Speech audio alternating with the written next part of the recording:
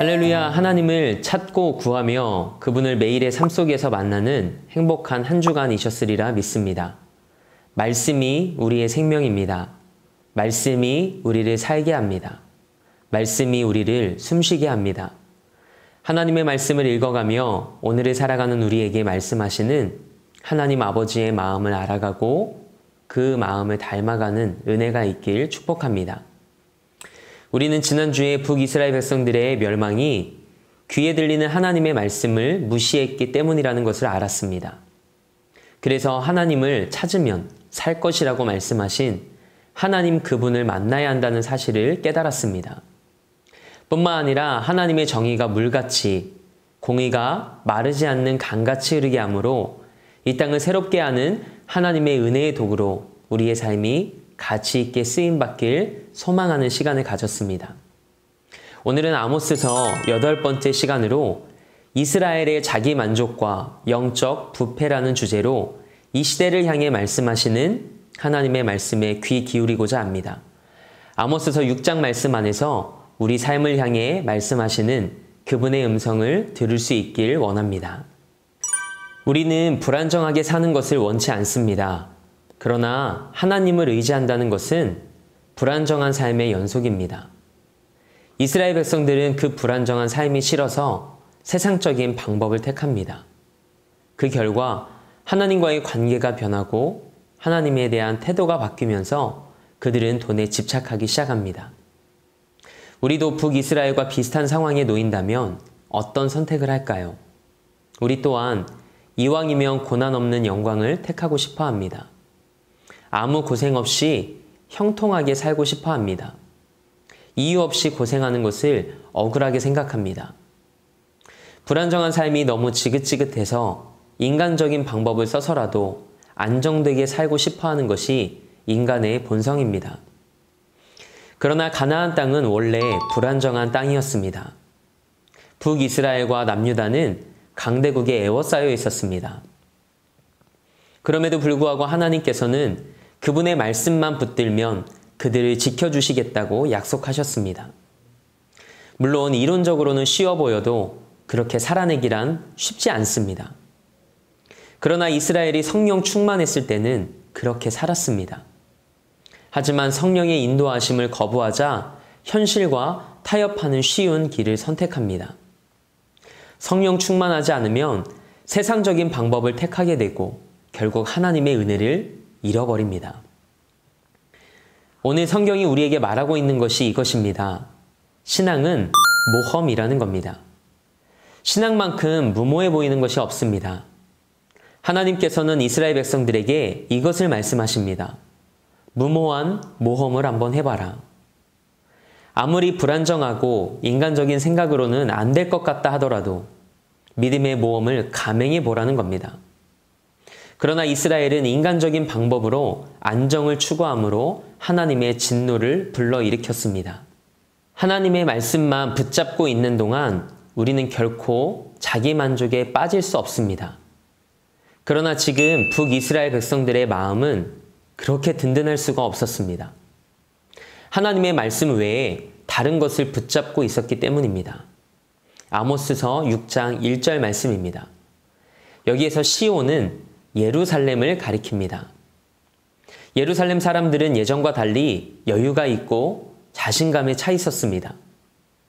사실 그들은 얼마 전까지만 해도 얼굴에 수심이 가득했고 불안한 마음으로 가득했습니다. 그런데 이제는 아주 자신만만한 표정을 짓고 있습니다. 무언가 믿는 것이 있었기 때문입니다. 2절 말씀입니다. 갈레가 구체적으로 어디인지는 분명치 않습니다. 아마도 북동쪽 아수르의 어느 도시 중 하나였을 것이라는 의견이 지배적입니다. 갈레는 한때 번창했던 도시였습니다. 그러나 지금은 예루살렘이나 사마리아에 비해 형편없이 작은 도시가 되었습니다. 또 큰 하맛은 수리아에 있는 도시로 앞에 큰 대자가 붙을 정도로 번영한 도시였습니다. 블레셋의 대표적인 성읍 가운데 하나였던 가드도 마찬가지였습니다. 사마리아와 예루살렘은 한때 번영했던 아수르나 수리아나 블레셋의 도시들과 비교가 되지 않을 정도로 번창하고 있었고 확장되고 있었습니다. 하나님의 백성들이 이처럼 번창했다는 것은 좋은 일이 아닐까요? 그런데 하나님께서는 그들에게 화 있을진저 라고 말씀하시며 저주를 선포하십니다.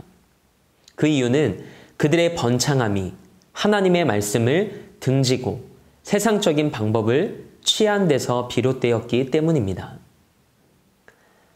하나님의 말씀이 주는 안정은 물질적인 안정이 아닙니다. 큰 집을 사거나 돈을 많이 벌어서 마음이 든든한 것이 아니라 하나님께서 날마다 나와 함께 하심을 체험하기 때문에 마음이 든든한 겁니다. 하나님의 말씀이 내 귀에 들리고 하나님의 은혜가 내 마음속에 있을 때 하나님이 주시는 확신과 함께 안정감과 평안함을 누리는 것이 하나님 백성들의 특징입니다. 그래서 사도 바울은 데살로니가 성도들에게 이렇게 인사합니다.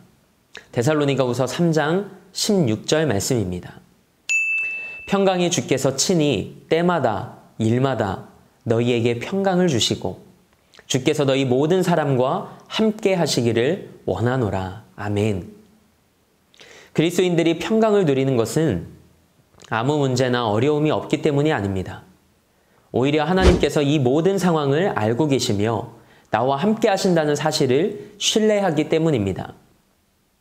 그러나 이스라엘 백성들의 마음이 평안하고 든든했던 것은 하나님께서 함께 하심을 믿었기 때문이 아니었습니다.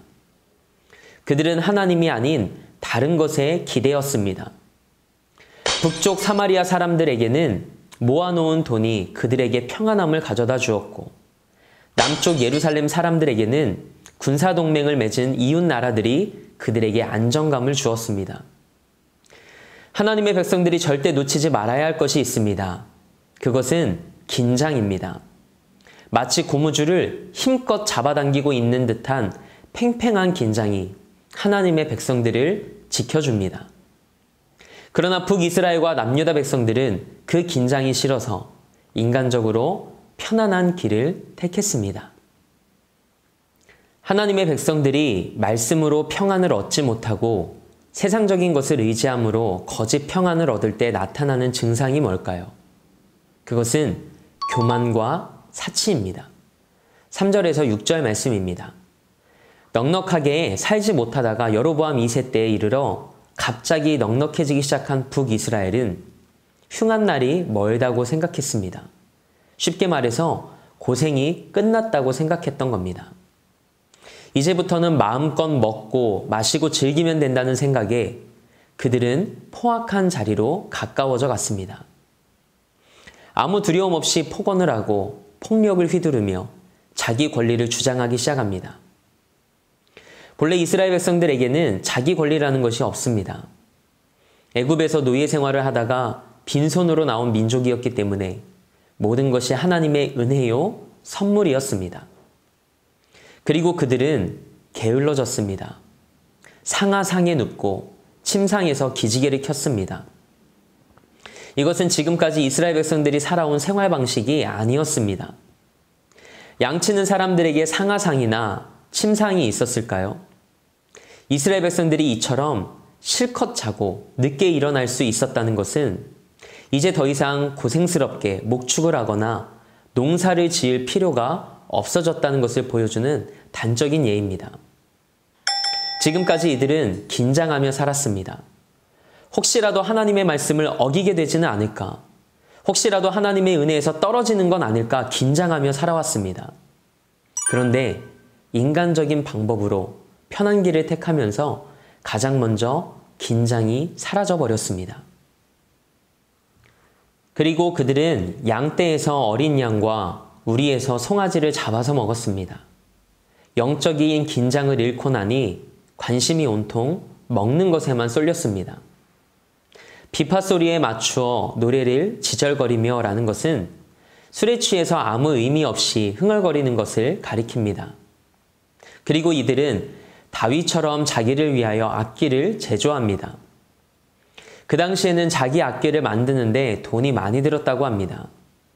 그러나 그들은 돈이 많았기 때문에 유행처럼 자기 악기를 만들었습니다. 오늘 말씀에 기록된 바와 같이 다윗도 자기 악기가 있었습니다. 그러나 다윗이 자기 악기를 가진 것과 이들이 자기 악기를 가졌다는 것에는 차이가 있습니다. 다윗은 하나님을 찬양하기 위해서 항상 연주할 준비를 했습니다. 그래서 비싼 대가를 지불하고 악기를 만들어 하나님을 찬양했습니다. 그러나 이들은 잔치 때마다 흥나는 대로 춤추고 놀기 위해 악기를 만들었습니다. 목적 자체가 달랐습니다. 6장에서 중요한 6절 말씀입니다. 대접으로 포도주를 마시며 귀한 기름을 몸에 바르면서 요셉의 환난에 대하여는 근심하지 아니하는 자로다. 아멘. 그들은 몸에 좋은 것은 다 마시고 바르면서도 요셉의 환난은 생각하지 않았습니다. 여기서 요셉의 환난은 의로운 자의 환난입니다. 요셉은 형들의 시기심 때문에 이방 나라로 팔려가 노예 생활을 했습니다. 이처럼 이스라엘 백성들이 흥청망청 살고 있는 동안 그들에게 진 빚을 갚지 못해 이방 나라로 끌려가 고통스럽게 살고 있는 그 사람들의 고통이 바로 요셉의 환난입니다. 이스라엘 백성들은 자기에게 유익한 것은 무엇이든 하면서 자기들 때문에 다른 나라로 팔려가 고생하고 있는 이웃의 고통에 대해서는 아무 관심이 없었습니다. 이스라엘 백성들이 가지고 있었던 신학의 특징은 고난이 없다는 것입니다. 흉한 날은 멀고 요셉의 환난은 자기들과 아무 상관이 없다는 겁니다. 그러나 하나님 백성의 모든 좋은 특징은 환난을 통해 만들어집니다. 하나님의 백성은 환난을 통해 겸손을 배우고 인내를 배우며 하나님의 크심을 경험합니다. 말씀대로 살다 보면 환난을 겪지 않을 수 없습니다. 요셉도 하나님의 구원 계획이 담긴 꿈 때문에 감당하기 벅찬 환난을 겪어야만 했습니다. 하지만 하나님께서는 요셉의 환난을 통해 형들의 죄를 용서하셨고 애굽 사람들과 가나안 사람들뿐만 아니라 열방을 기근에서 구원하셨습니다. 이유 없이 고난당하는 그리스도인들이 있습니다. 자기가 왜 이렇게 고생을 해야 하고 왜 이렇게 눈물을 흘려야 하는지 이유도 모른 채 말이죠. 그러나 시간이 흐른 후에 우리는 하나님의 뜻을 알게 됩니다. 아, 그래서 그때 그렇게 하셨구나. 하나님께서 우리에게 원하시는 것은 절대 고난 없는 행복을 택하지 말라는 것입니다. 십자가 없는 영광을 붙잡지 말라는 것입니다. 그것을 붙잡으면 긴장이 사라집니다. 영적인 긴장을 잃어버리면 부패해버립니다. 우리에게 때로는 어려움을 주셔서 기도하게 하시고 긴장하게 하시는 것에 감사할 수 있는 믿음이 우리 안에 있길 소망합니다. 하나님께서는 이처럼 자기 만족에 빠져 고난 없는 행복을 택한 이스라엘 백성들에게 어떤 반응을 보이셨을까요? 7절 말씀입니다. 하나님은 지금 기지개를 켤 때가 아니라 바짝 긴장하면서 하나님을 붙들어야 함을 말씀하십니다. 하나님은 그들을 먼저 사로잡혀 가게 하심으로 기지개 소리를 내지 못하게 하시겠답니다. 오해하지 마십시오. 기지개를 켜는 것이 죄라거나 피곤해서 늦은 시간까지 숙면을 취하는 것이 죄라는 말이 아닙니다. 긴장을 잃어버리면 인간적인 방법으로 편하게 사는 것이 죄라는 것입니다. 그 결과는 진노의 심판이었습니다. 8절 말씀을 보겠습니다. 이 말씀에서 하나님은 그분의 이름을 만군의 하나님 여호와로 사용하십니다. 이는 엄숙한 판정을 내리실 때 사용하는 이름입니다. 그리고 이어서 하나님은 야곱의 영광을 싫어하신다고 말씀하십니다. 눈물 없는 영광, 십자가 없는 영광, 고난 없는 영광을 싫어하신다고 합니다. 그래서 그 성읍과 그 안에 있는 모든 것을 멸망시키겠다고 하십니다. 오늘날 한국교회가 진정으로 회개하고 죄된 생활에서 돌이킴으로 부흥했다면 하나님은 그 부흥을 기뻐하실 겁니다. 그러나 진정한 회개 없이 십자가 없이 죄에 대한 애통함 없이 인간적인 방법으로 모이는 숫자만 늘어났다면 그것은 야곱의 헛된 영광에 불과합니다.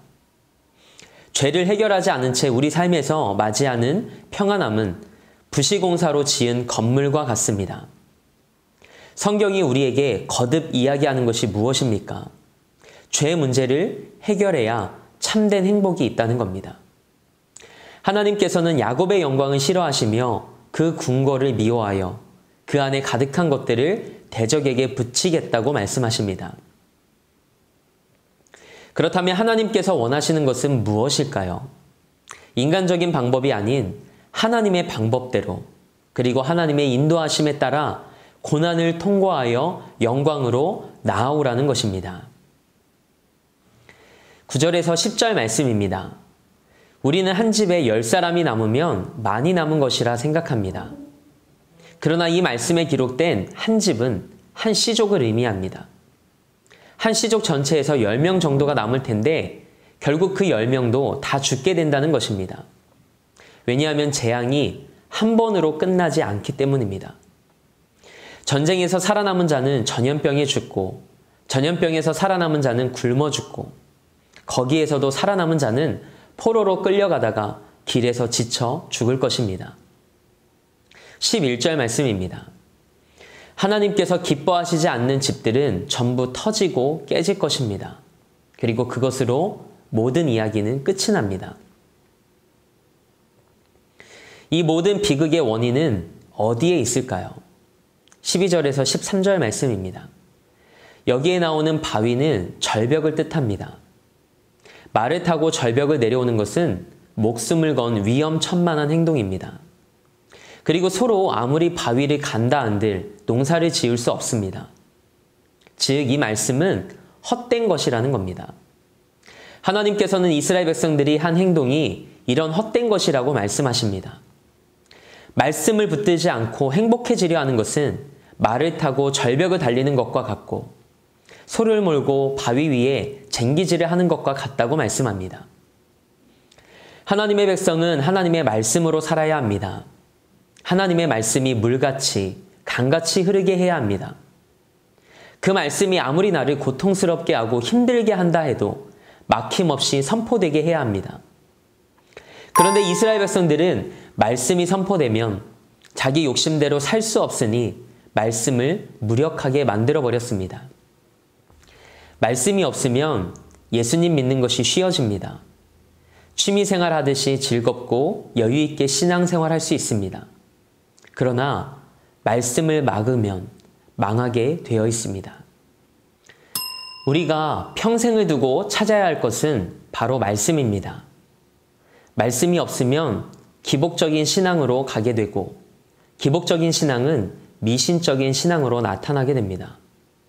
그런 신앙으로는 죄를 이길 수 없습니다. 13절 말씀에 기록된 허무한 것은 히브리어로 로 데바르입니다. 영어의 nothing과 같습니다. 그들이 아무리 열심히 추구해도 남은 것은 하나도 없으리라는 뜻입니다. 하나님께서 우리에게 주시고자 하시는 것은 십자가를 통과한 영광이며 고난을 통과한 행복입니다. 사마리아 사람들은 돈을 통해 안정을 찾으려 했고, 예루살렘 사람들은 군사동맹을 통해서 안정을 꾀했습니다. 그러나 하나님께서 그들에게 원하신 것은 말씀을 붙들고 모험하는 것이었습니다. 남유다에 가장 나쁜 선례를 남긴 왕이 있습니다. 바로 솔로몬입니다. 솔로몬은 하나님께서 말씀과 지혜와 은혜를 주셨음에도 불구하고 군사동맹과 정략결혼을 수없이 맺음으로 하나님의 말씀에 세상적인 방법을 뒤섞었습니다. 말씀도 있었고 동맹도 맺었으니 얼마나 마음이 든든했을까요? 그러나 그것은 영적 부패의 시작이었습니다. 하나님의 말씀을 붙들고 살아가는 삶은 불안정한 연속입니다. 그러나 거기에는 영적인 긴장이 있습니다. 긴장하는 사람은 죄에 예민합니다. 그리스도인에게 가장 중요한 것이 바로 죄에 대해 예민한 감각입니다. 그 감각을 잃어버리면 죄에 삼키우고 결국 망하게 됩니다. 아무리 성공한 것처럼 보여도 그 성공은 로 데바르에 불과합니다. 오늘 말씀 앞에서 여러분의 마음에는 어떤 두드림이 있었나요? 불안정한 삶이 싫어서 적당히 세상적인 방법을 택하는 이스라엘과 같은 우리의 모습은 없는지, 혹은 자기 만족 안에 살아가며 영적으로 긴장감을 잃어버린 우리 삶의 영역은 없는지 돌아보기 원합니다. 누가 뭐래도 하나님의 백성은 하나님의 말씀으로 살아야 합니다. 우리가 하나님의 말씀만 붙들면 결국엔 그 말씀이 우리 삶을 붙듭니다. 이 말씀이 여러분을 향한 하나님의 약속의 말씀이 되길 축복합니다. 다음 주에는 아모스서 7장 말씀을 통해 오늘을 살아가는 우리에게 말씀하시는 하나님의 음성에 귀 기울이는 시간을 갖고자 합니다. 한 주간도 아모스 선지자를 통해 우리에게 말씀하신 하나님의 말씀을 기억하며 삶에서 살아계신 하나님을 만나는 여러분과 저의 삶이 되길 원합니다. 오직 믿음으로 사는 여러분의 삶을 축복합니다.